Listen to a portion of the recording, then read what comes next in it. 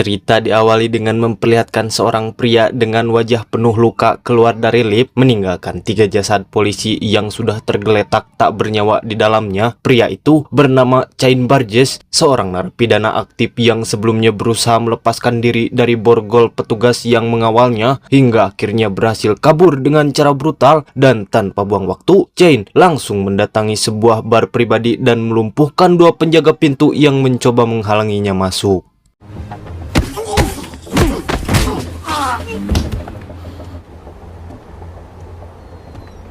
Sambil menikmati segelas bir, Cain mengamati keadaan sekitar dengan tajam, memastikan apakah target incarannya berada di tempat itu. Targetnya bernama Lincoln Burgess, pemilik bar sekaligus pimpinan anggota geng yang tak lain adalah kakak kandungnya sendiri. Namun yang terlihat di sana hanyalah beberapa anggota geng yang tengah membicarakan sebuah peristiwa berdarah semalam, di mana salah satu rekan mereka tewas secara mengenaskan di tangan seorang pria gila.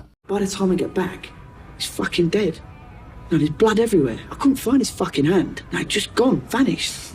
Percakapan mereka mendadak terhenti saat Cain ikut menimpali mereka, bahkan dengan detail yang begitu mengerikan. Ia menceritakan bagaimana korban tersebut dibacok hingga tangannya terputus, yang mana hal itu langsung membuat suasana bar berubah menjadi tegang karena perlahan mereka mulai menyadari bahwa Cain adalah sosok yang sedang mereka bicarakan. So you killed Rook? Yeah, that's right, mate. Ketegangan semakin memuncak ketika 2 penjaga yang tadi dilumpuhkan mencoba bangkit dan menyerang Cain dari belakang. Namun serangan itu sama sekali tidak berarti baginya. Dengan mudah Cain mengatasi mereka, lalu mengancam akan menyandra semua orang di dalam bar sampai target utamanya datang. Anyone else make a move on me, I'll kill him. Swear to fucking Christ! Get away from that door! Tak lama kemudian seorang pentolan geng bernama Hyde masuk ke dalam bar tanpa menyadari situasi yang sedang terjadi. Ia tidak tahu bahwa nasibnya akan sama seperti yang lain, terjebak dalam teror oleh manusia brutal. Sebagai tokoh anggota senior, Hyde tentunya sangat mengenali Cain, di mana dulu sebelum dijebloskan ke penjara, Cain pernah menjadi bagian dari geng ini bersamanya. Namun kini bedanya, sosok Cain berubah sangat drastis, lebih brutal, dingin, dan tak ragu menantang siapapun. Bahkan ketika membahas pembunuhan semalam, Cain dengan percaya diri menunjukkan bukti berupa potongan tangan bertato milik korban, memastikan bahwa dialah pelaku sebenarnya.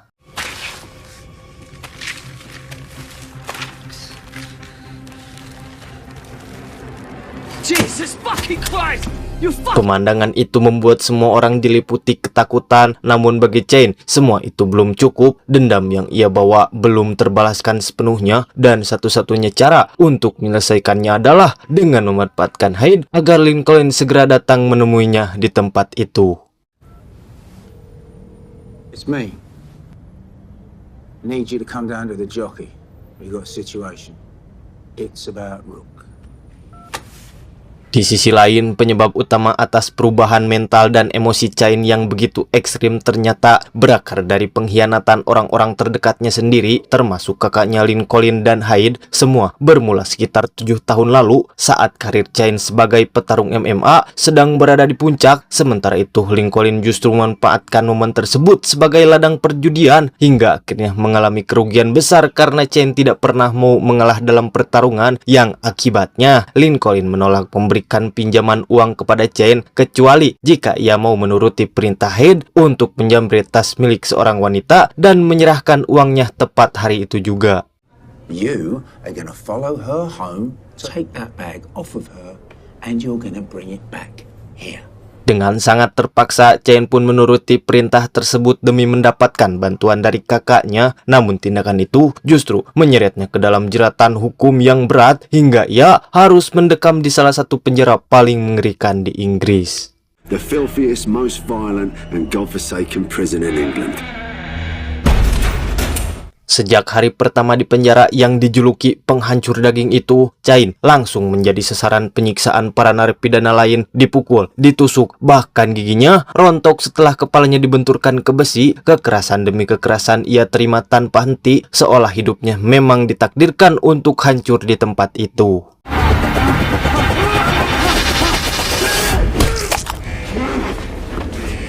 Meski begitu, Chen berhasil pulih dalam waktu yang relatif cepat. Dalam kondisi penuh luka, ia sempat menemui ibunya di ruangan kunjungan, di mana sang ibu hanya bisa memberikan semangat agar Chen tetap tegar, terlebih ketika Lincoln sama sekali tidak menunjukkan kepedulian terhadap nasib adiknya ini. Has he said anything about me?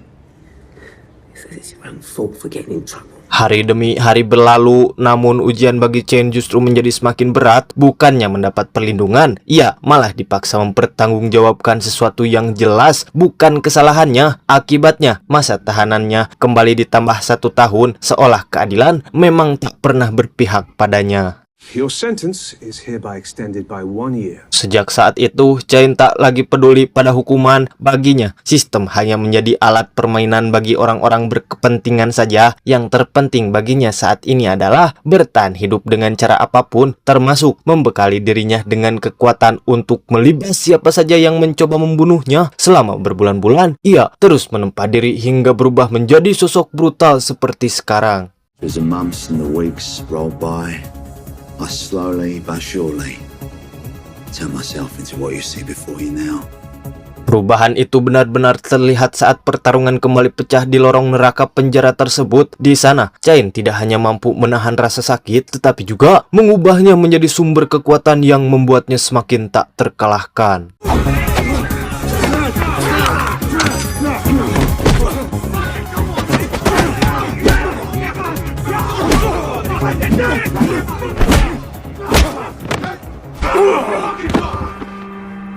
Namun di akhir perkelahian itu, Chen justru mendapatkan kabar pahit. Ternyata semua penyiksaan yang ia alami dilakukan demi bayaran 20.000 pound sterling atas perintah kakaknya sendiri yang tak lain adalah Lincoln. Fucking would have been 20 grand. What are you talking about? 20 grand? From where? I think your brother's bankrolling it. Dari situlah akar kebencian Chen terhadap Lincoln dan Hyde semakin dalam, karena setidaknya Hyde tahu jika Lincoln telah membayar orang-orang penjara untuk membunuhnya. Namun seiring berjalannya waktu, semakin banyak orang yang mencoba menyerangnya, dan setiap serangan itu justru membuat Chen semakin kuat untuk bertahan hidup. Bahkan ketika wajahnya disiram cairan napalm oleh seorang napi, terbukti ia masih bisa bertahan hidup meski harus menerima tambahan hukuman 2 tahun penjara dan 6 bulan isolasi. We hereby find you guilty, and your sentence, Mr. Burgess, will be extended by 2 years. 5 weeks segregation to commence post-haste.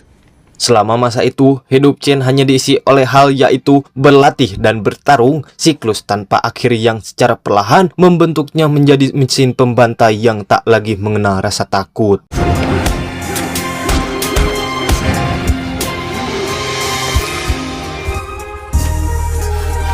3 tahun kemudian, Chen kembali dibesuk oleh ibunya. Ia sempat berpikir untuk menceritakan semua perlakuan kejam Lincoln terhadap dirinya. Namun niat itu ia urungkan saat mengingat ibunya yang tengah mengidap kanker, karena ia tak ingin menambah beban di hati wanita yang paling ia cintai.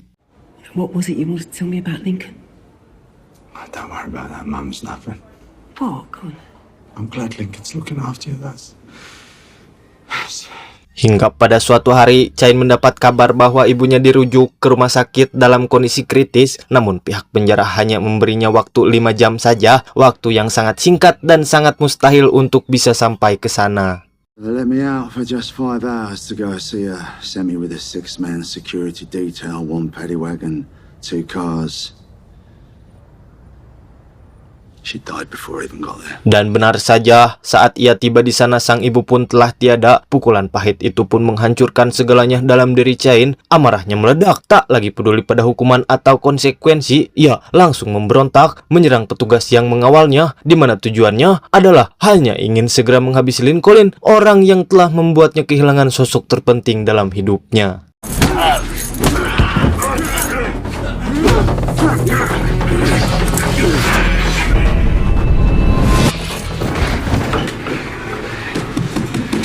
Di sisi lain, Hyde sebenarnya sangat mengagumi bagaimana Chen bisa bertahan hingga sampai di bar itu. Namun ia juga sadar bahwa saat ini dirinya dan seluruh anak buahnya sedang disandra di tempat mereka sendiri. Selain itu juga, Chen tidak memberi mereka kebebasan sedikit pun. Bahkan untuk pergi ke toilet saja tidak diizinkan sama sekali. Look, whatever you're gonna do, figure it out and do it quick.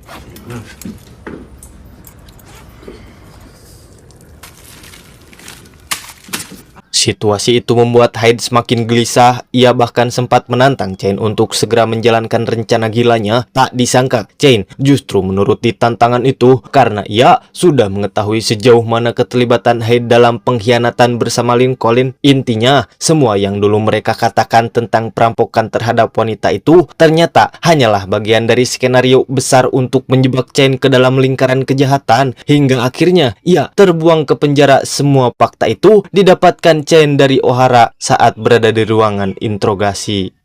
Your brother. He does this. Hyde does this. And you fucking do it too. The fuck I do? Got no idea what you're talking about, mate. Dan pada akhirnya orang yang paling ditunggu pun tiba. Lincoln datang bersama anak buahnya dan terkejut melihat kondisi baru yang kini berubah seperti tempat penyekapan. Dengan pistol yang diarahkan ke kepala Hyde, Chain memaksa mereka semua untuk melepaskan barang-barang mereka, mulai dari ponsel, dompet, bahkan pakaian, sebelum akhirnya diseret dan digabungkan dengan yang lainnya di belakang. Go over there with the others. Sejauh ini, Chain berhasil menguasai arena di dalam bar tersebut, membuat penjahat sekelas Lincoln hanya bisa terdiam tanpa banyak pilihan. Ditambah lagi, setiap ucapan Chain bukan sekedar ancaman kosong, melainkan tekanan nyata yang perlahan memojokkan posisi Lincoln hingga tak berkutik sama sekali. I want to charge around here anymore. I am. Setelah mengetahui beberapa anak buahnya telah tewas di tangan Chain, emosi Lincoln pun tiba memuncak dan ia mulai berteriak penuh amarah. Namun Chain tidak membiarkan situasi itu berlarut. Ia langsung membalas dengan membeberkan satu persatu kejahatan yang selama ini dilakukan oleh Lincoln. Prison didn't, you fucking did. When you put a £20,000 price tag on my head in a prison full of rapists and killers who'd fucking strangle you for a pack of cigarettes, you did! Seolah sudah tidak memiliki rasa kasihan sedikit pun, Chain menilai kakaknya itu telah melewati batas. Banyak korban berjatuhan, banyak orang tertindas karena bisnis kotor yang dijalankannya. Dan saat Hyde mencoba mengelak, tanpa ragu, Chain langsung menembak kepalanya di depan semua orang. Seketika suasana membeku dan amarah Lincoln pun semakin tak terbendung hingga ia mengancam akan membunuhnya. I'm seriously gonna fuck you up like you can't believe. Namun tanpa disadari Lincoln, Chain telah mempersiapkan segalanya dengan matang. Ia bekerja sama dengan seorang akuntan kepercayaan untuk memblokir seluruh aset Lincoln, sedangkan sisa uang di rekening saat ini pastinya tak memungkinkan Lincoln untuk membayar orang untuk membunuhnya. Setiap ancaman Lincoln berujung sia-sia, selalu dipatahkan oleh Chain dengan tegas. Chain menyatakan bahwa semua ini hanyalah untuk satu tujuan, yaitu membalas dendam atas penderitaan panjang yang ia alami selama di penjara. You hear that, did you, Lincoln? Key words there. Revenge. Everything I've done over the last... Semua memuncak saat sebuah botol dihantamkan, memicu perkelahian brutal yang tak terhindarkan. Kemampuan bertarung Chain yang sudah terasa sejak lama, ditambah latihan keras selama di penjara yang akhirnya meledak pada malam itu. Come on!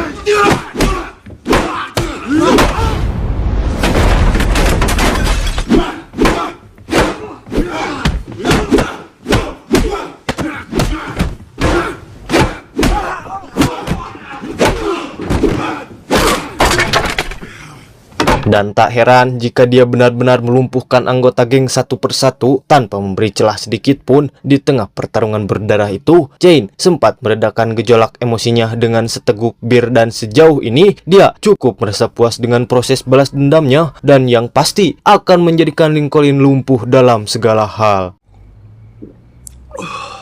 You're done. It's over for you. You're fucked, mate. Di sisi lain, ternyata Lincoln tidak ditakdirkan untuk menyerah begitu saja. Nampaknya dia sudah lama berbenah dengan sepucuk pistolnya. Terbesit keyakinan dalam hatinya bahwa dia akan mengakhiri adiknya malam ini melalui tangannya sendiri. Namun ternyata pistol itu tidak ada pelurunya, dan mau tidak mau dia harus menukarnya dengan sebilah pisau. Dan dengan ini maka keberuntungan pun berpindah kepada Chain, di mana dia terlalu kuat soal gaya berkelahi seperti ini. Dan fakta pun berkata bahwa perjalanan karir seorang Lincoln berakhir secara mengenaskan.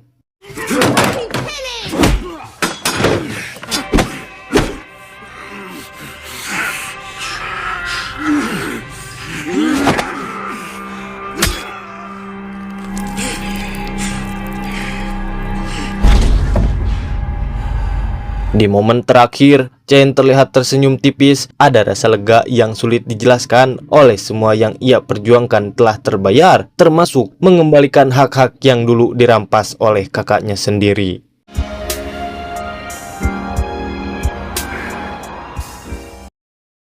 Tamat, saya Ge pamit undur diri, see you next video dan sampai jumpa.